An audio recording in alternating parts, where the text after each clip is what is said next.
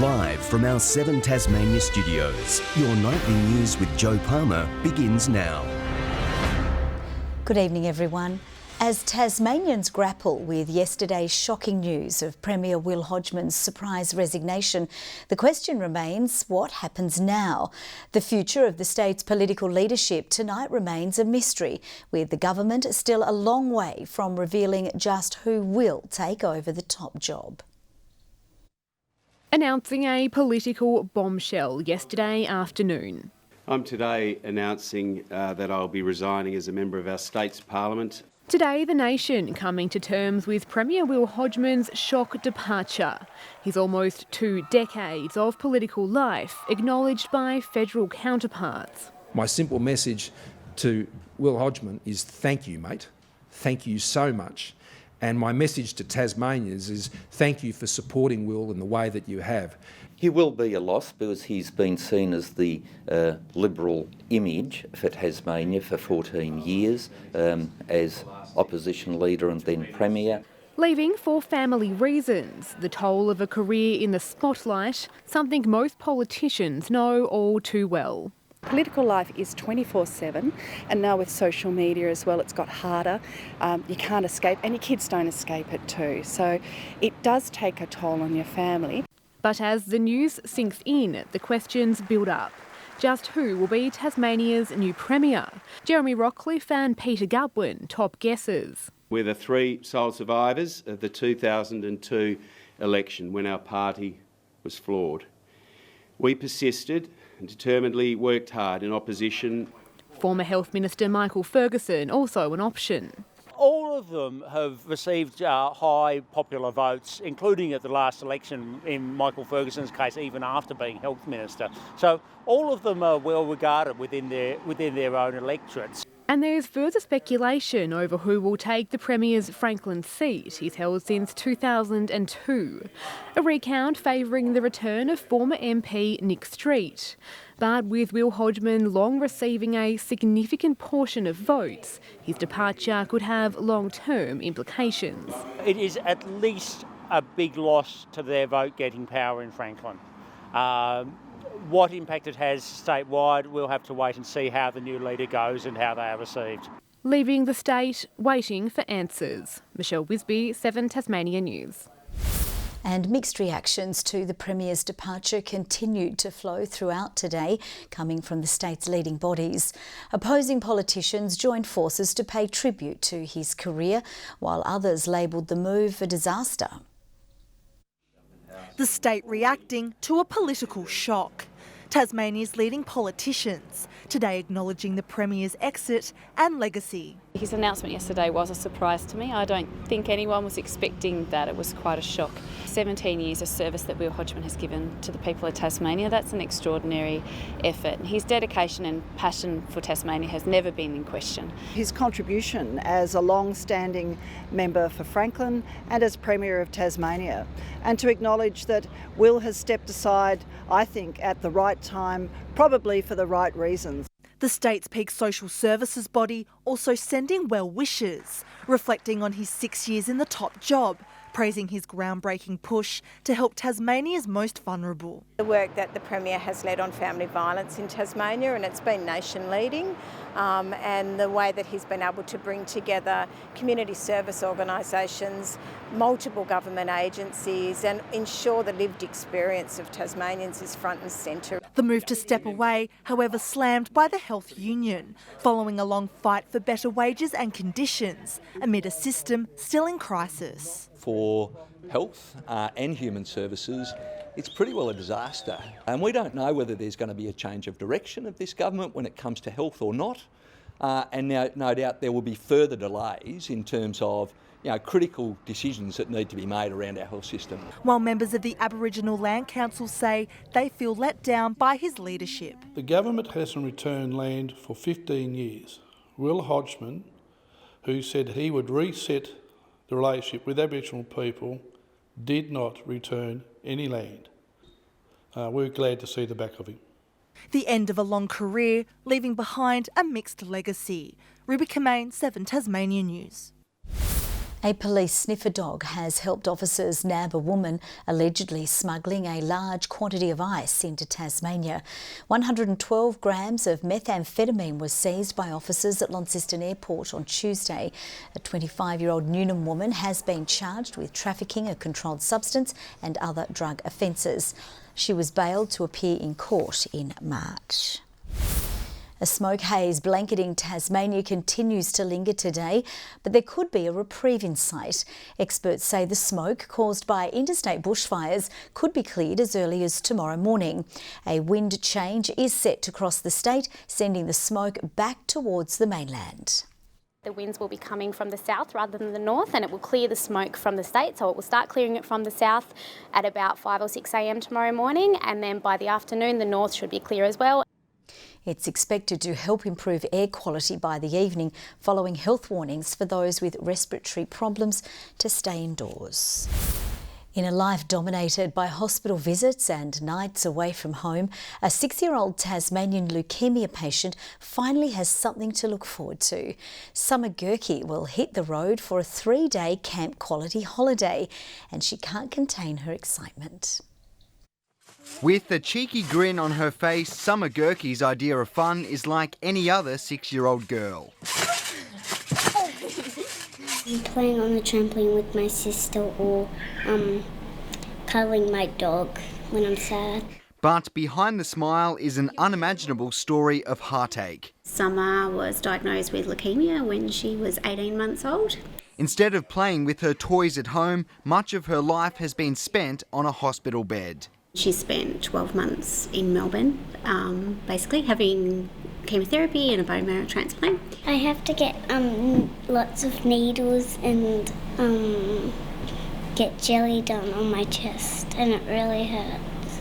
The Lagana family dealt another cruel blow in 2018 when Father David was diagnosed with non-Hodgkin's lymphoma. It was really hard, a couple of years. But finally, a trip worth getting excited about. Tomorrow, the Gurkey sisters will pack their bags for a 3-day camp quality adventure. I get to meet a lot of new people and go on really fun trips. It's awesome to see how many people there are and what they've been through and their stories. Summer will be one of the youngest faces at the Port Sorell campground, getting the valuable opportunity to meet around 40 children facing similar lifelong battles. There are other kids that have had to go through the same thing that can still have fun on camps and still get a lot out of life. It's really exciting, but I kind of miss my mum and dad a bit. Garth Burley, 7 Tasmania News. Organisers of the Boogle polo tournament are warning its future is in doubt amid soaring costs. Finishing touches are being added to the grounds, with more than 2,000 people expected to swing by for the event. Under a baking hot sun, the appeal of polo is right under your feet. I've got one bit of advice for people that turn up on the weekend. Just at some point, take your shoes off and walk on bare feet on this grass, and I swear you'll never go back. It's unbelievable. Today, the turf belonged to players squeezing in practice. Horses are starting to arrive, with roughly 60 enlisted for Saturday's matches. And for the first time, Tasmania will have its own team. Growing the sport in Tassie is something that we're really passionate about, and having a Tassie team playing hopefully means we're getting a little bit closer to that goal. So I think it's fantastic. Although thousands of people are expected here this weekend, there are concerns over the future of the event as costs increase and sponsorships dwindle. We have to transport them down the mainland horses, and that's becoming more complicated all the time and much more expensive. He's blaming the budget blowout on the deaths of ponies returning to the mainland in 2018. The Spirit of Tasmania, now involved in legal action over the incident, has withdrawn its sponsorship of this year's event. Strong ticket sales are keeping organisers optimistic.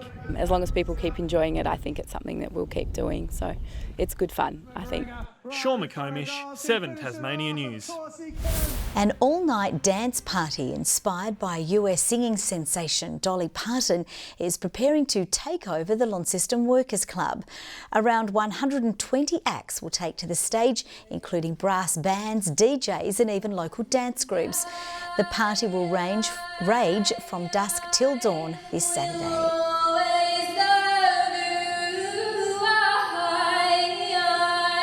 oldies, young'uns, they're all welcome together, and we think those parties together are the best parties, and we hope to make one of those. Trophies from the Workers' Club will surround the stage in a unique nod to the venue's roots. Significant restoration works are today getting underway to repair Mount Wellington walking tracks damaged by the devastating 2018 floods. The popular zigzag hiking trail suffered severe damage and will now be partially closed to the public until next month, while the long clean-up effort continues. Two-time Hobart International champion Elise Mertens has continued her flawless run, claiming a straight sets win over American Christina McHale, while last Aussie standing Lisette Cabrera has jumped another hurdle. After stunning former world number 4 Caroline Garcia, Lisette Cabrera was still glowing as she gradually dismantled the Czech Republic's Kristina Pliskova. But the Aussie was aided by Pliskova's poor serving. She made an astounding 12 double faults during the match, enough to give Cabrera breathing space and the points to put herself in a commanding position at the pointy end. With a final error from Pliskova, Cabrera advanced to the quarterfinals with a 6-4, 4-6, 4-6 record. The big celebration for Lisette Cabrera. She keeps Australian hopes alive in Hobart. She expects the heat to have drained her Czech opponent. I was actually thinking that late in the third, I'm like, if I'm feeling a little bit tired, I'm sure she's feeling worse.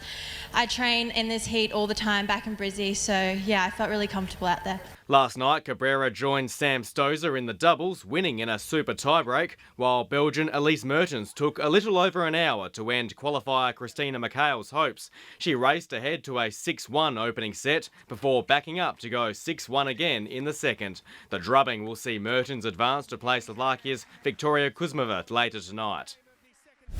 It's now or never for the Hobart Hurricanes, with the team flying to Sydney to face the Sixers. Coach Adam Griffith concedes the side's loss to the Scorchers was embarrassing, but he is standing by under siege import David Miller. It was the night from hell for the Hurricanes.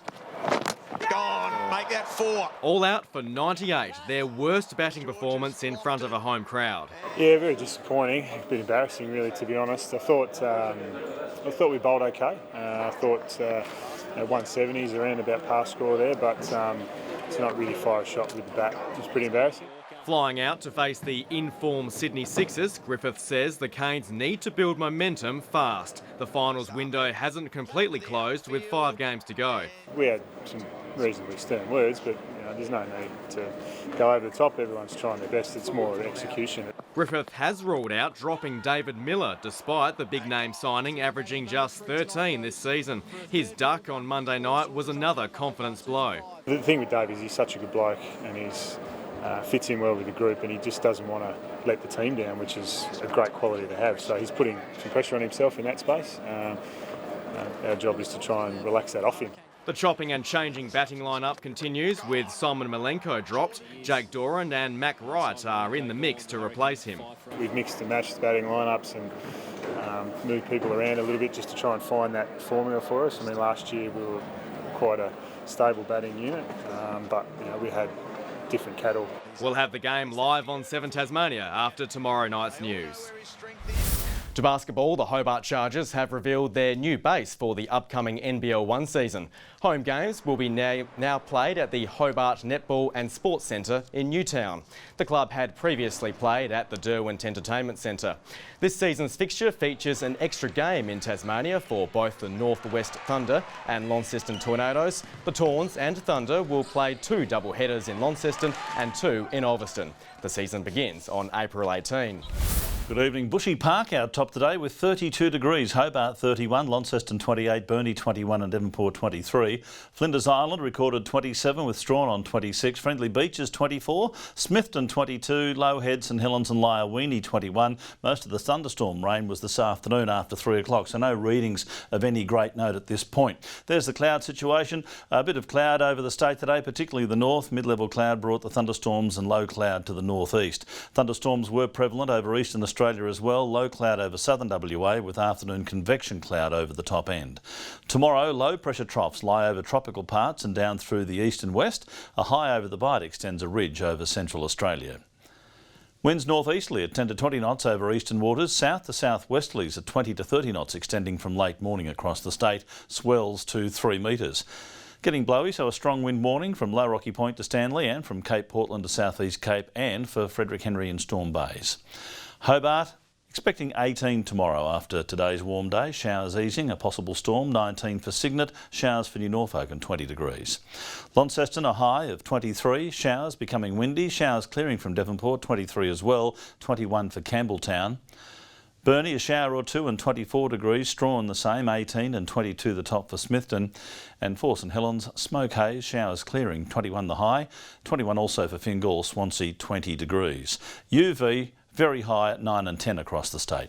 Mainly fine, but partly cloudy on Friday. Another fine day on Saturday, just the chance of a light shower over the east. A possible shower over the east and King Island on Sunday, otherwise fine and partly cloudy. Mostly sunny and 35 in Perth tomorrow, partly cloudy in Adelaide, a shower clearing from Melbourne. Showers and a possible storm for Canberra and Sydney. A few showers as well in Brisbane. Mostly cloudy over Hobart, 22 at the moment, 23 in Launceston, mostly cloudy in Devonport and 20. And Joe, I'm still reeling over Premier Will Hodgman resigning. He really laughed at some of my dad jokes at functions we were at. I just hope the next Premier has a similar sense of humour. Well, actually, he does, yeah. Something you know that we don't know, Murph. Thank you very much.